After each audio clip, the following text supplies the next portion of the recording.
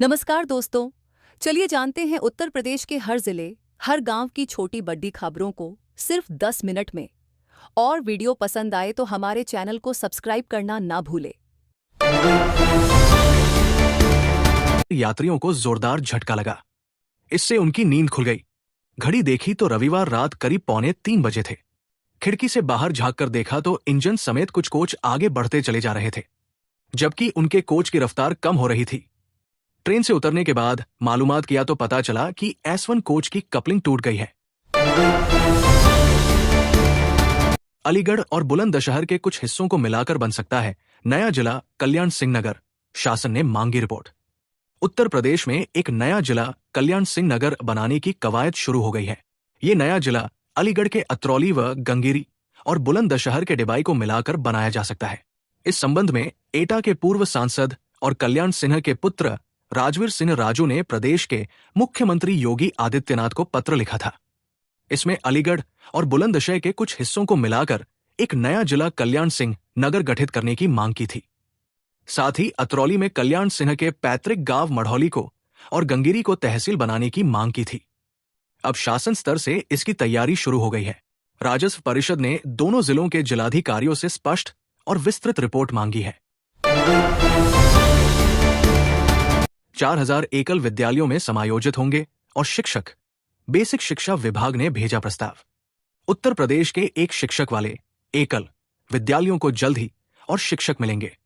Basic शिक्षा विभाग की ओर से इसके लिए शासन को प्रस्ताव भेजा गया है। इसमें कहा गया है कि जिलाधिकारी की अध्यक्षता वाली कमेटी जिलों में सरप्लस शिक्षकों को एकल विद्यालयों में समायोजित करेगी।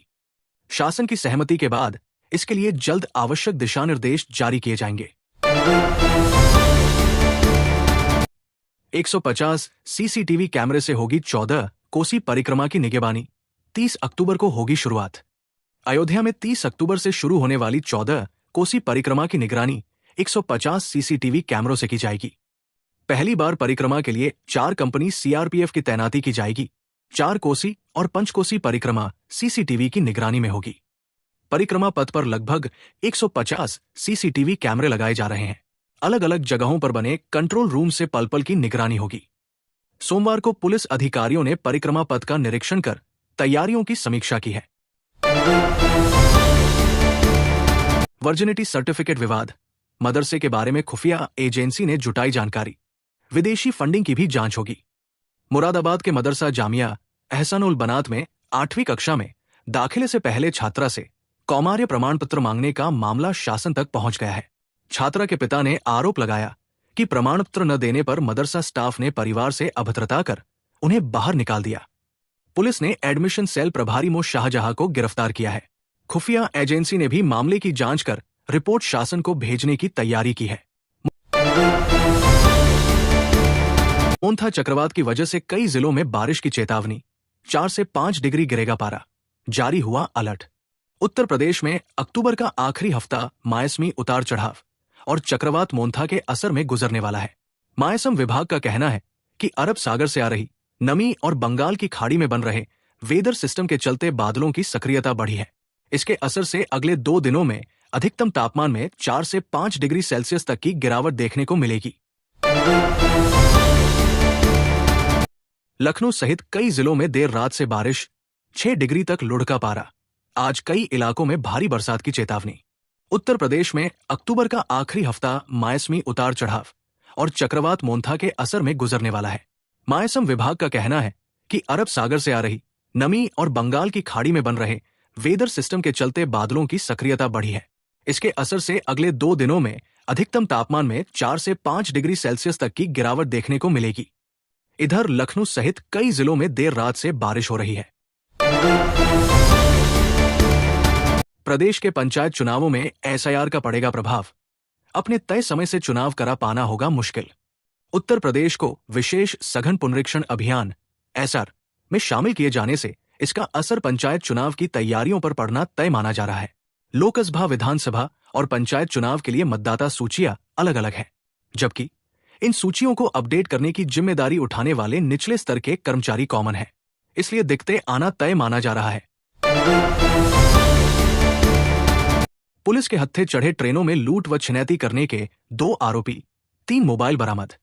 कानपुर सेंट्रल स्टेशन के जीआरपी प्रभारी निरीक्षक ओमनारायण सिंह ने बताया कि रविवार रात गश्त के दौरान हैरिसगंज पुल के पार 2 युवक पेड़ की ओट में खड़े दिखे।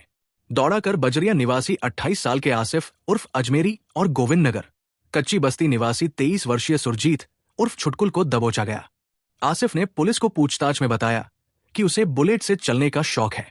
अपने साथी के साथ 8वीं बार बुलेट बदलने के लिए रेल यात्रियों से लूटपाट की योजना बना रहा था, तभी दबोचा गया। इसके खिलाफ लूट छिनेती के जीआरपी कानपुर में ही 13 और साथी सुरजीत पर एक मामला दर्ज है। दोनों ट्रेनों में सवार यात्रियों के साथ लूटपाट करते हैं। दोनों को जेल भेजा गया। सीएम योगी ने की छठ पूजा, कहा छठ मैया की कृपा सबके ऊपर बनल रहे। गोमती में नहीं गिरेगा कोई ड्रेनेज या सीवर। मुख्यमंत्री योगी आदित्यनाथ ने कहा कि लोक आस्था का महापर्व छठ पूजा न केवल आध्यात्मिक उन्नयन का माध्यम है, बल्कि सामाजिक एकता, प्राचीन भारतीय विरासत और प्रकृति से संवाद का प्रतीक भी है। गोमती तट के किनारे लक्ष्मण मेला मैदान में छठ घाट पर आयोजित भव्य कार्यक्रम में मुख्यमंत्री योगी आदित्यनाथ शामिल हुए। कार्यक्रम के दौरान सीएम योगी ने छठ गीतों का आनंद लिया और भोजपुरिया सनेश स्मारिका का विमोचन किया। मुख्यमंत्री ने भोजपुरी में संबोधन देकर श्रद्धालुओं में उत्साह भर दिया। मुख्यमंत्री ने कहा कि लखनऊ का कोई ड्रेनेज या सीवर गोमती में नहीं गिरेगा। पीलीभीत से गाजीपुर तक गोमती निर्मल व अविरल होगी। अखिलेश यादव बोले, प्रदेश में नफरत फैलाना चाहती है भाजपा। बीते 9 वर्षों में खत्म हुआ सामाजिक सद्भाव। सपा अध्यक्ष अखिलेश यादव ने कहा कि भाजपा का एजेंडा समाज में नफरत फैलाना और सामाजिक सद्भाव को खत्म करना है। भाजपा सरकार में तमाम तरह के अवैध कारोबार हो रहे हैं, जमीनों पर अवैध कब्जे हो रहे हैं। भाजपा भूमाफिया पार्टी है। प्रदेश सपा मुख्यालय पर सोमवार को विभिन्न जिलों से आए कार्यकर्ताओं को संबोधित करते अखिलेश यादव ने कहा कि जनता समाजवादी पार्टी पर पूरा भरोसा कर रही है। सपा सरकार में किसानों को सुविधाएं दी गई थी। कार्यकर्ताओं की जिम्मेदारी है कि वे जनता की उम्मीदों पर खरा उतरें। सोशल मीडिया पर एक दूसरे के खिलाफ अनर्गल आरोप न लगाएं। प्रसूता को एक्सपायर हो चुका ग्लूकोज चढ़ाने के मामले में 3 स्टाफ दोषी। मरीज के मुंह से निकला था झाग। महिला को प्रसव पीड़ा होने पर सीएचसी में भर्ती कराया गया था। शनिवार सुबह 11 बजे उनकी सिजेरियन डिलीवरी हुई थी।